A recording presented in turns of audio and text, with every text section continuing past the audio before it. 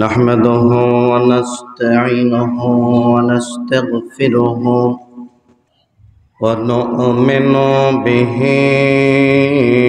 ونتوكل عليه ونعوذ بالله من شرور أنفسنا ومن سيئات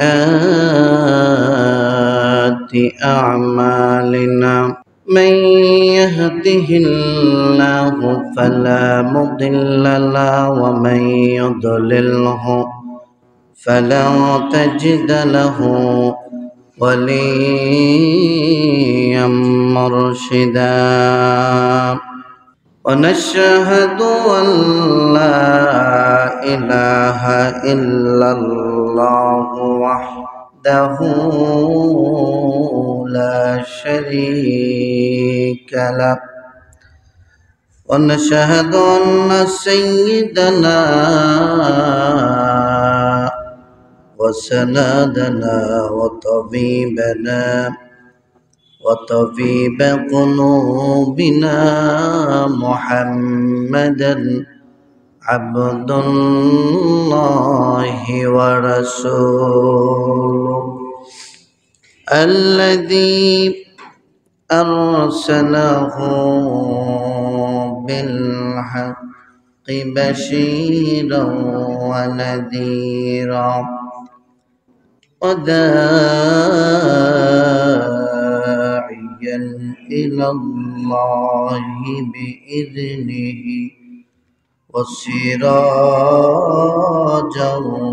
وقمرا منيرا فقد قال الله تعالى في كلامه المجيد وفي فرقان الحميد ইমানের পথে অবিচল থেকে আমার মরণ যেন হয় তোমার কাছে মিনতি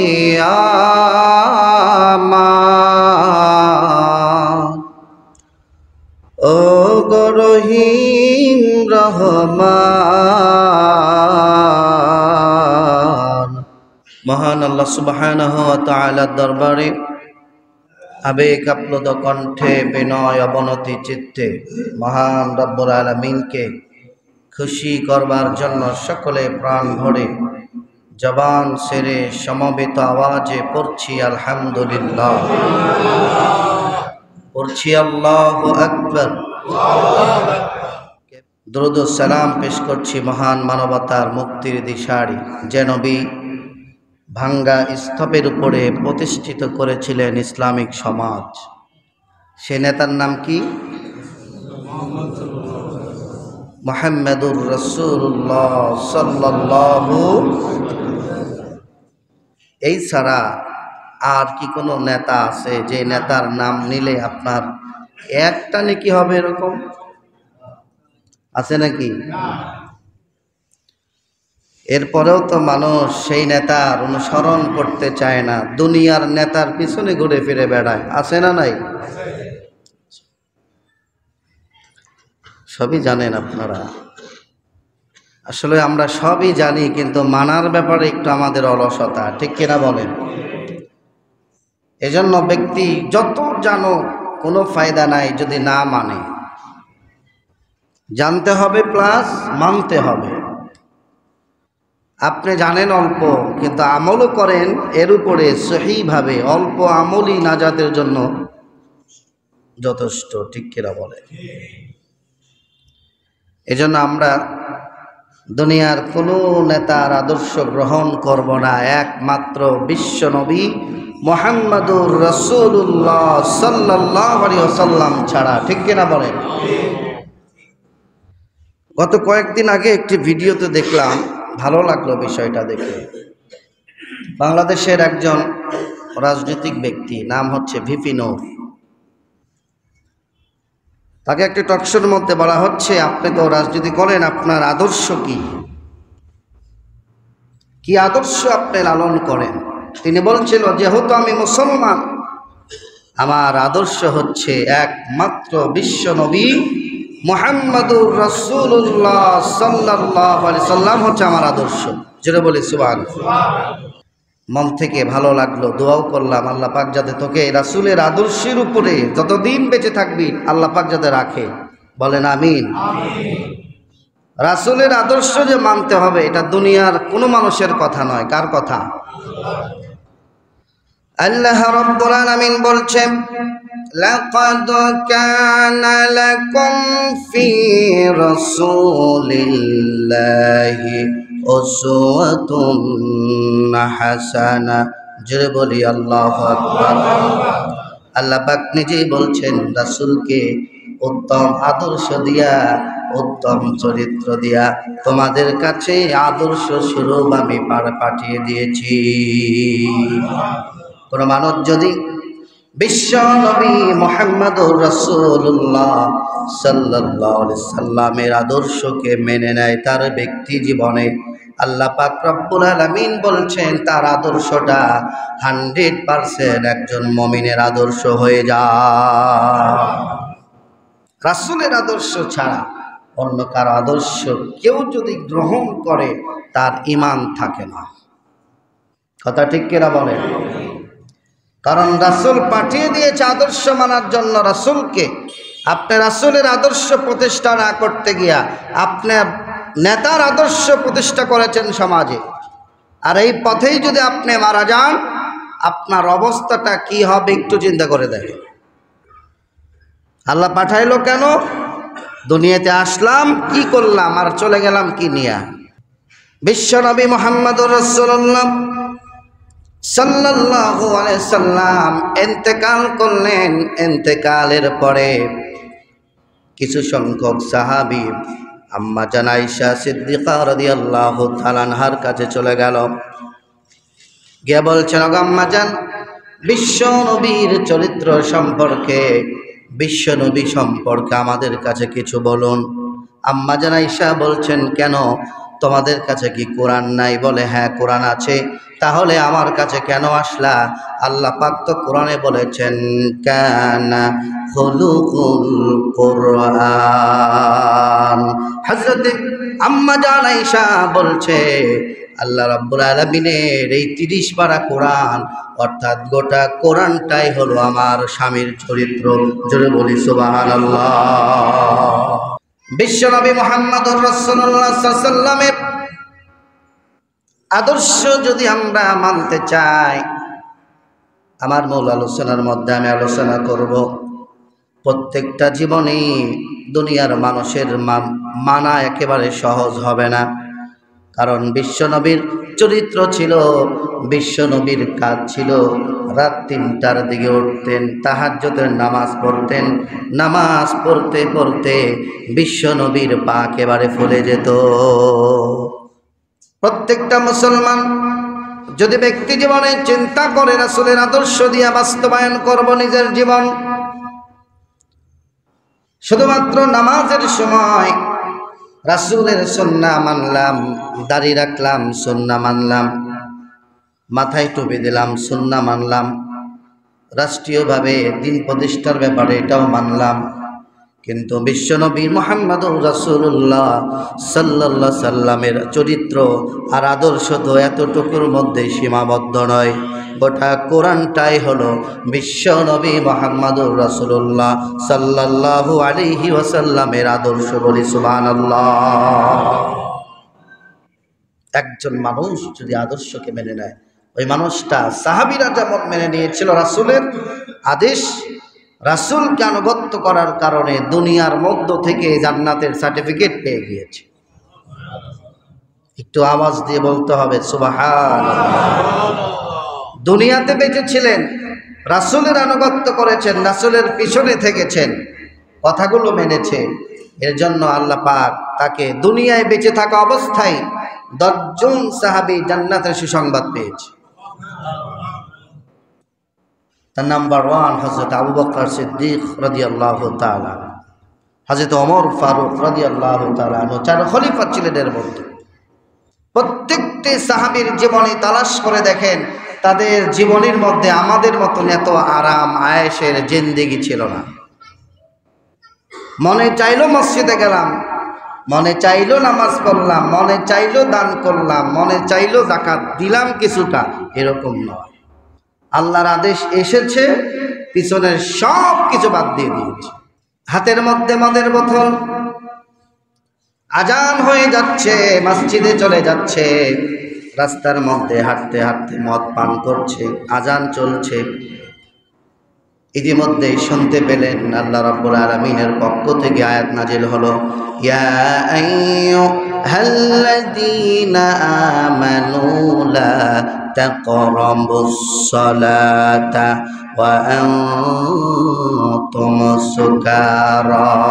জোরে বলি আল্লাহু আকবার। আমার বন্ধুগণ, আল্লাহ রাব্বুল আলামিনের কোরআনের আয়াত নাজিল হলো, আল্লাহ জানাচ্ছেন মুমিন বান্দারা শোনো, নিশাগ্রস্ত অবস্থায়, মাতাল অবস্থায় তোমরা নামাজের নিকটবর্তী হইও না। যখনই তারা আয়াত শুনলেন, কেউ হাতে ছিল মদের বোতল, কেউ আবার ঢোক গিলতেছে, কেউ আবার গিলে ফেলেছেন। সাহাবীরা করলেন কি, মদের বোতল সঙ্গে সঙ্গে মাটিতে ফেলে দিলেন। আবার কেউ হাতটা গলার মধ্যে ঢোকায় দিলেন, গলার মধ্যে ঢোকায় দিলা বমি করে দিলেন, মদ পেটের মধ্যে চলে গিয়েছিল। সুন্দর করে তারা মুখ ধুলেন, ব্রাশ করে নিলেন, মেসাক করে নিলেন, কারণ আল্লাহ রাব্বুল আলামিনের কোরআনুল কারীমের আয়াত নাজিল হয়ে গেছে। জোরে বলি সুবহানাল্লাহ। আর আল্লাহ রাব্বুল আলামিন 1400 বছর আগে আমাদের জন্য কোরআন দিলেন, বিধান দিলেন, আয়াত দিলেন, শান্তির পথ দেখায়া দিলেন, ইহদিনাস সিরাতাল মুস্তাকিমের পথ দেখায়া দিলেন। সবকিছু ওকে, শুধুমাত্র আমাদের দায়িত্ব হলো মানা আর আল্লাহ রাব্বুল আলামিনের জান্নাতে চলে যাওয়া। আমরা কি করলাম? দুনিয়ায় আসলাম, মন চাই জিন্দেগি পালন করলাম, আল্লাহর হুকুম ছেড়ে দিয়া এখন বাড়িতে বসে বসে শান্তি তালাশ করি। আল্লাহর কসম করে বলতে পারি, কোনোদিন সম্ভব নয় ওই পরিবারে আল্লাহর শান্তি আসবে। এখন বলেন, এবার নিজেরা নিজেকে প্রশ্ন করেন, আমি আপনি যেভাবে চলছি, যেই মতে চলছি, যে আদর্শের উপরে চলছি, বলেন তো দেখি আদর্শ মেনে কি জান্নাতে যাওয়া যায় নাকি? নিজের বিবেককে প্রশ্ন করেন। আপনি যে মতাদর্শের উপরে আছেন, যেই নেতার আনুগত্য করছেন, যেই নেতার আদর্শ মানছেন, আপনি ওই নেতার আদর্শ কি রাসূলের আদর্শের সঙ্গে মিল আছে নাকি? ওই নেতা রাসূলের আদর্শ ফলো করো কিনা, নিজে চলে কিনা ব্যক্তি জীবনে? তাহলে আপনি তারটা মানলেন, রাসূলকে মাইনাস করলেন। আল্লাহ কোরআনে বলে দিলেন, লাকাদ কানা লাকুম ফি রাসূলিল্লাহি উসওয়াতুন হাসানা। পৃথিবীর যত মানুষ আছে, যত ফেরেশতা আছে, ফেরেশতাদের কোনো গুনাহ নাই, মানুষের মধ্যে ধরেন যত চরিত্র আছে, সবচাইতে উত্তম চরিত্র দিয়া রাসূলকে পাঠাইলাম। আর ওই রাসূলের চরিত্র বাদ দিয়া দুনিয়ার নেতার চরিত্র প্রতিষ্ঠা করতে গিয়া তুমি মারা গেলে, এবার চিন্তা করো কবরে গেলে তোমার কি হবে। আমার মুসলমান ভাইরা, তাহলে উপায় একটাই, রাসূলের আদর্শ মানব, ঠিক কিনা বলেন? প্রত্যেকটা সেক্টর রাসূলের সুন্নাহ মানব। মান হাব্বা সুন্নতি ফাকাদ হাব্বানি ওয়া মান হাব্বানি কানা মাই ফিল জান্নাহ। আল্লাহ রাসূল বলছেন, যে আমার সুন্নাহ আদায় করে, যে আমাকে মহব্বত করে, যে আমার সুন্নাহকে ফলো করে, ভালোবাসে, ওই লোকটিটা আমি রাসূলের সাথে জান্নাতে থাকবে। তাও সুবহানাল্লাহ কয় না, তো অভ্যাস হয়ে গেছে সুবহানাল্লাহ না বলা।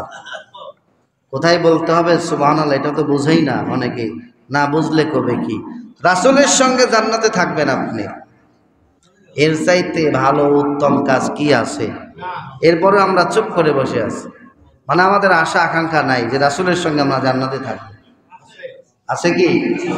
সবার আছে। রাসূলের সুন্নাহ মানতে হবে, তরিকা মানতে হবে, পথ একটা, জীবনে যে পথে চলবে রাসূলের পদ্ধতিটা কি ছিল? সুন্নাহ মানে কি? পদ্ধতি, তরিকা, রাস্তা, পথ। আর হাদিস রাসূল সাল্লাল্লাহু আলাইহি ওয়াসাল্লামের কাজ এবং মনোনীত যেই সমস্ত কাজ তিনি করেছেন, এটাকে হাদিস বলে। আর সুন্নাহকে বলা হয় পন্থা, তরিকা, রাস্তা। রাসূল সাল্লাল্লাহু আলাইহি ওয়াসাল্লামের এই তরিকা মোতাবেক যদি আপনি চলেন, আপনি সঠিক পথে আছেন, সঠিক পন্থায় আছেন, রাসূলের সাথে আপনি জান্নাতে থাকবেন। তরিকা মাইনাস করবেন, আব্দুল্লাহ ইবনে উবাইয়ের সাথে আপনি হয়ে যাবেন। আব্দুল্লাহ ইবনে উবাই থাকবে জাহান্নামের একেবারে নিচে, আর কাফেররা থাকবে তার উপরে, আর গুনাহগাররা থাকবে তার উপরে। ঠিক কিনা বলেন? এখন আপনারা কোন স্তরে থাকতে চান? সবার নিচে না মাঝে না উপরে? অনেকেই বোঝেও না, বলেও না। আমাদের আশা আকাঙ্ক্ষা কি? আমাদের আশা হলো জান্নাত। ঠিক কিনা বলেন? প্রত্যেকটা মানুষের আশা কি? জান্নাত। শুধু জান্নাত না, বড়টা কি? ফেরদাউস। আল্লাহ পাক কবুল করুক, বলেন আমিন। এখন শুধু আশা করে বসে রইলাম আমি প্রেসিডেন্ট হব, আগামী নির্বাচন আসলে আমি প্রেসিডেন্ট হব, আশা করে বসে রইলাম, কাম হবে? কথা বলেন। আল্লাহ পাক বলছেন, আল্লাহ রাব্বুল আলামিন বলছেন সূরাতুল কাহফ, ইন্নাল্লাযীনা আমানু ওয়া আমিলুস সালিহাতি কানাত লাহুম জান্নাতুল ফিরদাউসি নুজুলা। মুমিনের পরিচয় আল্লাহ পাক দিতেছেন, মুমিনরা এক নম্বরে ঈমান আনবে। ঈমান আনার পরে মুমিনের কাজ হচ্ছে আমলে সালেহ করা। দুনিয়াতে যত ভালো কাজ আছে, শুধু নামাজ পড়াই ভালো কাজ না, নামাজের পরেও মসজিদের বাহিরে গিয়াও যত ভালো কাজ আছে প্রত্যেকটা সেক্টরে ভালো কাজ করবে। আল্লাহ পাক বলছেন তাদের জন্য এমন জান্নাত রেখে দিলাম, ওই জান্নাতের তলদেশ দিয়ে প্রবাহিত হবে ঝর্ণা ধারা। আমি রব্বুল আলামিন, যারা আমি মানবে, আমলে সালেহ করবে, আমি আল্লাহ ঘোষণা করলাম তাদের জন্য রয়েছে জান্নাতুল ফিরদাউস। ফেরদাউস এত সস্তা নয় যে মন চাইলাম আমার এই ফেরদাউস দিয়ে দিল। আমল করতে হবে, আমলে সালেহ। শুধু আমল করলেই হবে না, আমলে সালেহ করতে হবে। নামাজের পাশাপাশি সমাজের যত ভালো কাজ আছে, রাস্তা দিয়ে যাচ্ছেন, একটা বড় পাথর পড়ে আছে রাস্তার মাঝে, আপনি গাড়িটা ঠিক করে আপনি পাথরটা সরায় দিলেন, এর চাইতে বড় আমলে সালেহ আর হতেই পারে না। ঠিক কিনা বলে?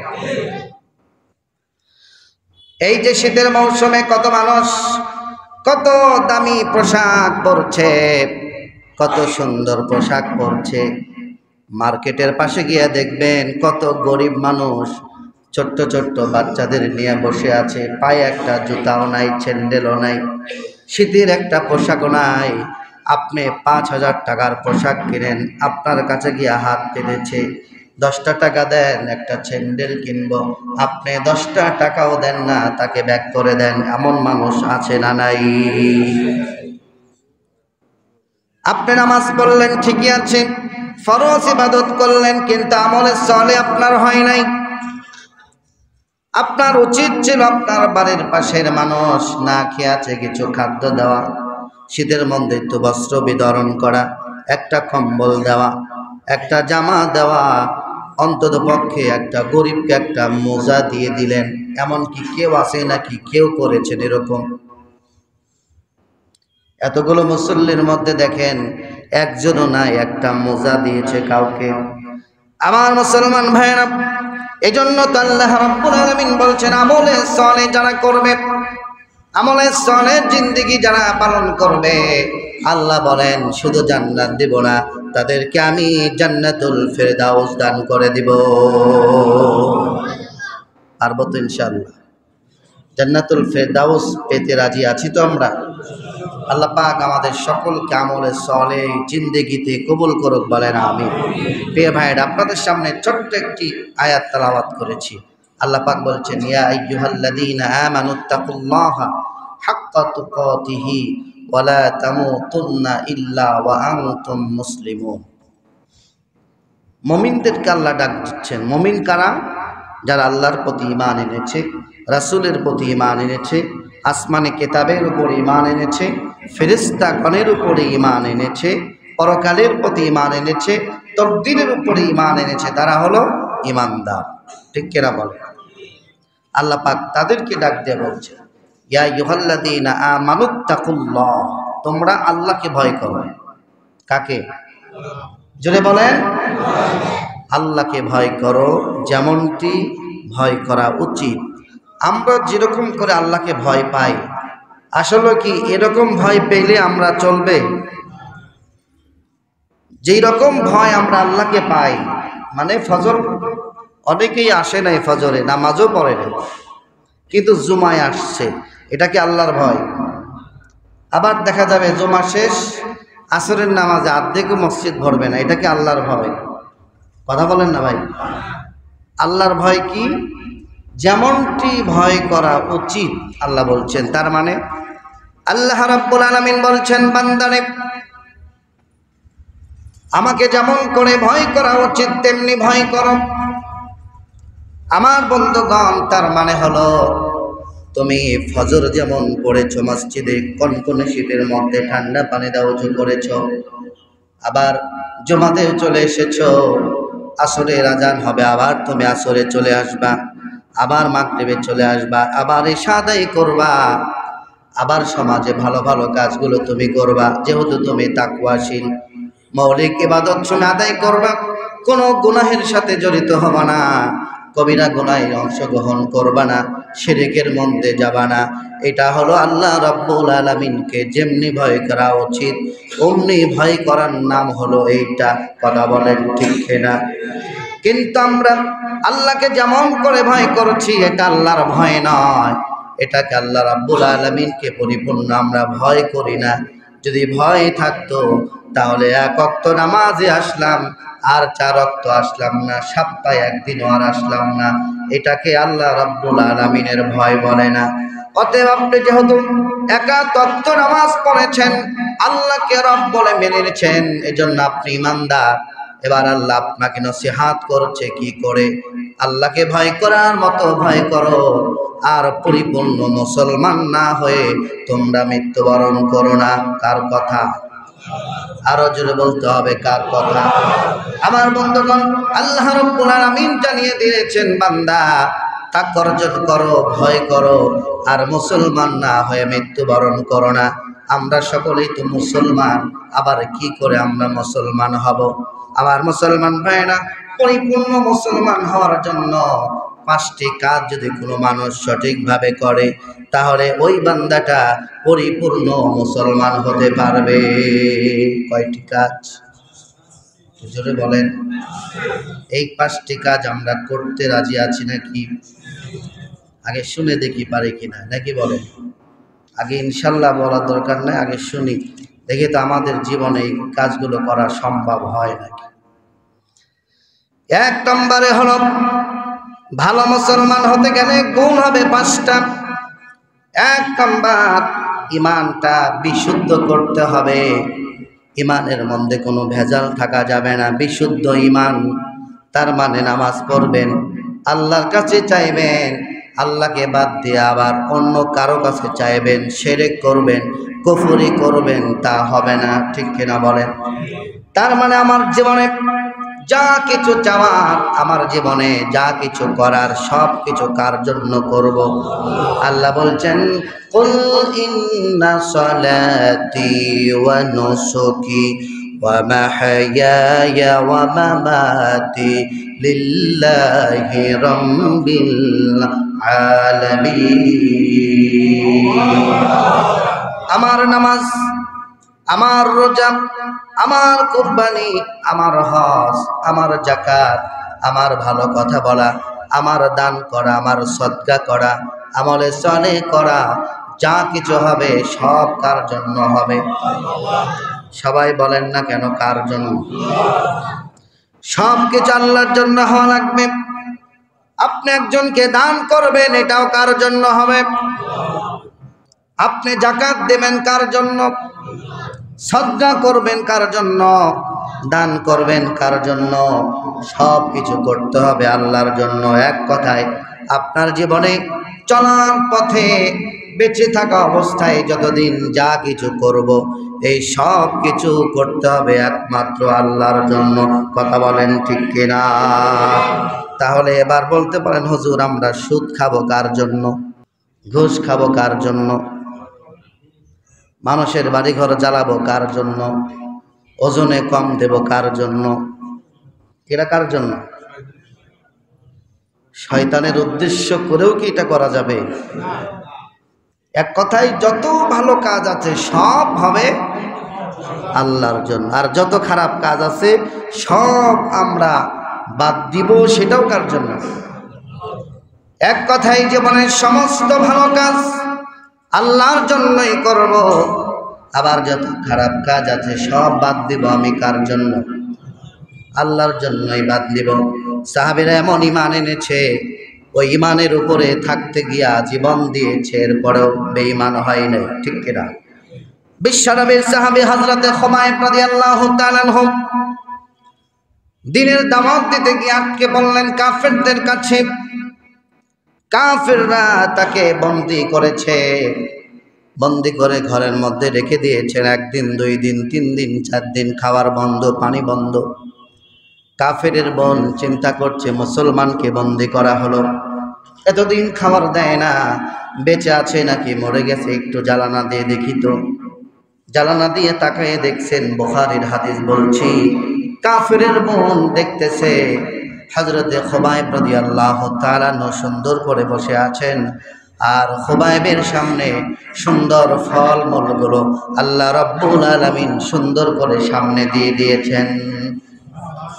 বুখারীর বর্ণনায় এসেছে, ওই কাফেরের বোনটি ডাক দিয়ে বলতেছে, এমন ফল আমি দেখতে পেলাম, আমাদের সময় ওই ফলের কোনো সিজনই ছিল না।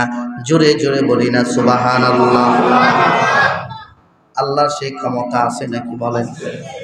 আছে। ঈমান এনেছে, বন্দী হয়েছে, খাবার বন্ধ, খাওয়ান কে? খাওয়ান আল্লাহ। হযরত ইউনূস আলাইহিস সালাম মাছের পেটে ছিলেন, পানির নিচে ছিলেন, বাঁচলেন কি করে? বাঁচিয়েছেন কে? আমার মুসলমান ভাইয়েরা, মহিলা অবাক হলেন। পরের দিন শুলে চড়ানো হবে, ঘোষণা দিতেছে, তুমি যদি মুহাম্মাদুর রাসূলুল্লাহ সাল্লাল্লাহু আলাইহি ওয়াসাল্লামকে একটা গালি দিতে পারো তোমাকে ছেড়ে দিব। খুবাইব বলছেন, ঈমান এনেছি রাসূলের উপরে, ঈমানটা হারাতে চায় না, জীবনটা চলে যাবে, বেঈমান হয়ে মরতে চায় না, মৃত্যুর আগ পর্যন্ত ঈমানের উপরে বাঁচতে চাই। আমার কলিজা বিশ্ব নবীকে একটা গালি দিতে পারবো না। শুলে চড়ানো হলো, হাতে পেরাক মারা হলো, পায়ে পেরাক মারা হলো, কপালে পেরাক মারা হলো, বুকে পেরাক মারা হলো। মারতে মারতে রক্ত শূন্যতা হয়ে হযরতে খুবাইব রাদিয়াল্লাহু তাআলা আনহু বিদায় হয়ে গেলেন। ঈমানের মধ্যে কোনো ভেজাল ছিল না, পাক্কা ঈমানদার ছিলেন। জীবন চলে যাবে, এরপরেও বাতিল শক্তির কাছে মাথা নত করা যাবে না। ঠিক কিনা বলে? আমার মুসলমান ভাইরা, 2 নম্বরে ভালো মুসলমান হওয়ার জন্য 5 ওয়াক্ত নামাজ পড়তে হবে। শুধুমাত্র সপ্তাহে 1 ওয়াক্ত নামাজ পড়বেন, জুমা। শুধুমাত্র আপনার উপরে জুমা ফরজ নয়, 5 ওয়াক্ত নামাজ। শুধু নামাজ পড়লেই হবে না, সঠিক সময়ে আউয়াল ওয়াক্তে আপনাকে নামাজ পড়তে হবে যদি আপনি ভালো মুসলমান হতে চান। যদি কোনো মুসলমান নামাজ না পড়ে, ওই বান্দা কখনো ভালো মুসলমান হতে পারে না। কথা বলেন ঠিক কিনা? 3 নম্বরে উপার্জন করতে হবে হালাল পন্থায়। কারণ হচ্ছে ইবাদত কবুল হওয়ার মূল শর্ত হচ্ছে হালাল ইবাদত। ঠিক কিনা বলেন? হালাল উপার্জন যতক্ষণ না হবে ততক্ষণ পর্যন্ত একটা ইবাদত আল্লাহর দরবারে কবুল হবে না। তাহলে 3 নম্বর শর্ত কি বলেন? ভালো মুসলমান হওয়ার জন্য শর্ত 3 নম্বর, হালাল উপার্জন করতে হবে ভালো মুসলমান হওয়ার জন্য। ঠিক না বেঠিক? এবার নিজের বিবেককে বলেন তো দেখি, আমার উপার্জনের ব্যাপারে হারাম কোনো উপার্জন আছে নাকি? যদি থেকে থাকে তাহলে আপনি মুসলমান হতে পারেন নাই। আর আল্লাহ বলছেন মুসলমান না হয়ে মরো না। আমরা যদি মুসলমান না হয়ে মরে যাই, কবরে গেলে জাহান্নামের গর্ত হয়ে যাবে কবরটা। বলি নাউজুবিল্লাহ। 4 নম্বর, আচরণটা ভালো করতে হবে। বিশ্ব নবীর আচার যেমন ছিল, চরিত্র যেমন ছিল। অনেক নামাজি আছে আচার ভালো না, আছে না? কর্কশ ভাষায় কথা বলে, মানুষকে মানুষ মনে করে না, বিশেষ করে ধনীরা গরিবদেরকে দেখতেই পারে না। আছে কিনা এরকম? তাদের মধ্যে আমরা নাই নাকি? আমরা কি আছি? তারা সুবহানাল্লাহটা বললেন না যে কেন? ৭০,০০০। ও চিন্তা করছেন আমরা যে ইমানদার, ওই ৭০,০০০-এর মধ্যে আমরা পড়বো না, এরকম? নবীজি বলছেন ৭০,০০০, কোনো হিসাব হবে না তাদের, বিগাইরি হিসাব। কোনো আযাবও হবে না, হিসাবও হবে না, বিনা হিসাবে জান্নাতে যাবে। কতজন? ৭০,০০০। আরেকটি বর্ণনা আছে, এই ৭০-এর সঙ্গে যদি আবার ৭০ গুণ দেন কত হয়? আবারও যদি এরকম গুণ দেন, এত পরিমাণ বিশ্বনবীর উম্মত বিনা হিসাবে জান্নাতে যাবে। রাসূল কারীম সাল্লাল্লাহু আলাইহি ওয়াসাল্লাম যখন বললেন, এই কথা বলে বিশ্বনবী তার কামরায়, তার হুজরাখানায়, ঘরের মধ্যে প্রবেশ করলেন। সাহাবীরা বলছেন, তারা কারা? তারা বুঝি হাসান হুসাইন হবে, কারণ আমি আগে মুশরিক ছিলাম, পরে মুসলমান হয়েছি, আল্লাহর সঙ্গে শিরক করেছি। তার মানে যারা কোনোদিন আল্লাহর সঙ্গে শিরক করে নাই, তারা নিজেদের মধ্যে আলাপ আলোচনা করতেছে। ইতিমধ্যে রাসূল চলে আসলেন। বিশ্বনবী বলছেন, তোমরা কি নিয়ে আলাপ করছো এরকম? সাহাবীরা বলছেন, ইয়া রাসূলুল্লাহ, ইয়া হাবিবাল্লাহ, আপনি বললেন ৭০,০০০ মানুষ আপনার উম্মত বিনা হিসাবে জান্নাতে যাবে। তারা কারা? এই বিষয়টা নিয়ে আমরা আলোচনা করছিলাম। রাসূল বলতেছেন, প্রত্যেকটা নবীদের উম্মতকে আমাকে দেখানো হলো।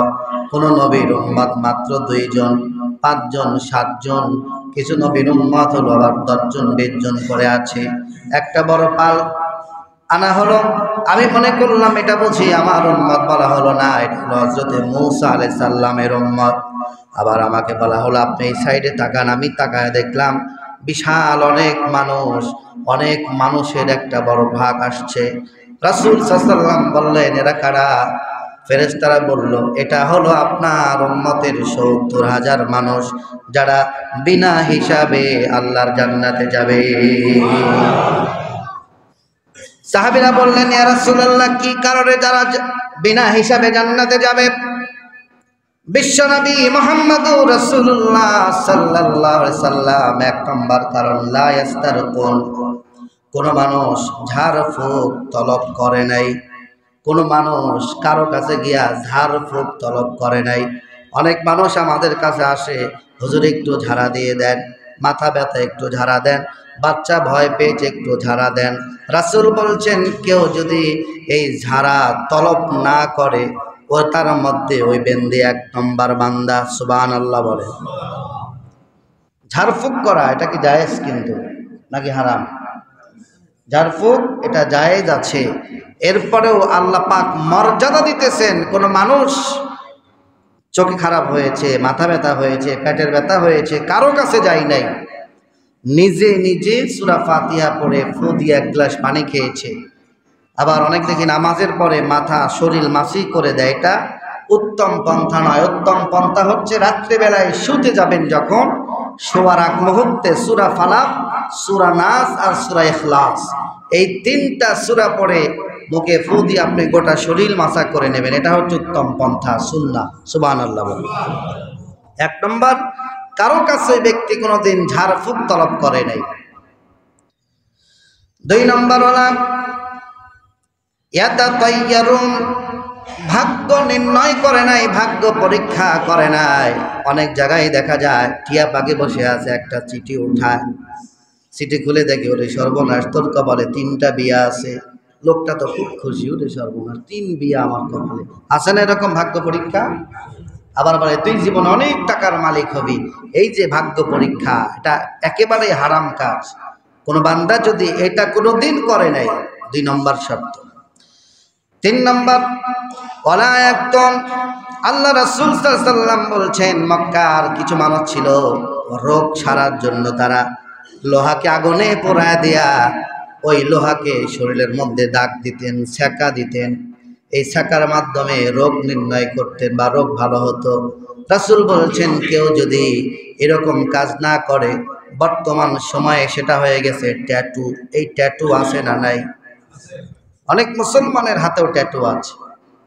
এই ট্যাটু নিয়েও যদি সে মারা যায়, একেবারে সরাসরি জাহান্নামে যাবে, কোনো ভুল নেই। বেচারা ব্যবসা করতে এসেছে, দাম চেয়েছে এত, বেটা এত দাম নাকি, যা ব্যবসা করতে হবে, ঢাকিটা ফেলে দিল। এই কার চরিত্র এটা? এটা হলো আবু জেহেলের চরিত্র, রাসূলের চরিত্র নয়। আবু জেহেলের কাছে মানুষ আমানত রাখতেন, চাইতে আসলে ধমকায় পাঠায় দিতে, বেটা যা, কিসের আমানত রেখেছিস? তাহলে ভালো মুসলমান হওয়ার জন্য আমাদের আচরণটা ভালো হতে হবে। মানুষের সঙ্গে কথাবার্তায় শুধু মানুষ নয়, আল্লাহ রাব্বুল আলামিনের সৃষ্টির সঙ্গে ভালো আচরণ করতে হবে। পঞ্চম নম্বর, আল্লাহ রাব্বুল আলামিনের মৌলিক ইবাদত সমূহ আদায় করতে হবে। ফরজের পরে আরো যত ইবাদত আছে, এই ইবাদতগুলো সঠিক সময় আদায় করতে হবে। আল্লাহ রাব্বুল আলামিন বলছেন, ভালো মুসলমান হওয়ার জন্য এই 5টি গুণ যদি কোনো মানুষ অর্জন করতে পারে, আল্লাহ রাব্বুল আলামিন ওই বান্দাকে আল্লাহর জান্নাত দান করে দিবে। মুসলমান ভাইরা, আরেকটি হাদিস বলে আমি শেষ করে দেব। বুখারী শরীফ হাদিস নাম্বার 5705 নম্বর হাদিস। আল্লাহর রাসূল সাল্লাল্লাহু আলাইহি সাল্লাম সাহাবীদেরকে নিয়ে বসে আছেন আর বলছেন, আমার উম্মতের মধ্যে 70,000 উম্মত বিনা হিসাবে জান্নাতে যাবে। এজন্য ট্যাটু করা যাবে না, ঠিক কিনা বলেন? 4 নম্বর, ওয়ালা রাব্বিহিম ইয়াতাওয়াক্কালুন। প্রত্যেকটা সেক্টরে ভরসা রাখতে হবে কার উপরে? এই 4টা কাজ, এই 4টা কাজ থেকে যারা বেঁচে থাকবেন, 70,000 বিনা হিসাবে জান্নাতে যাবে। তাদের মধ্যে এই 4 শ্রেণীর থেকে যারা বাঁচবে তারা, আল্লাহ পাক আমাদের সকলকে এই 4 কাজ থেকে বিরত রাখুক। সকলে পড়ে আল্লাহ।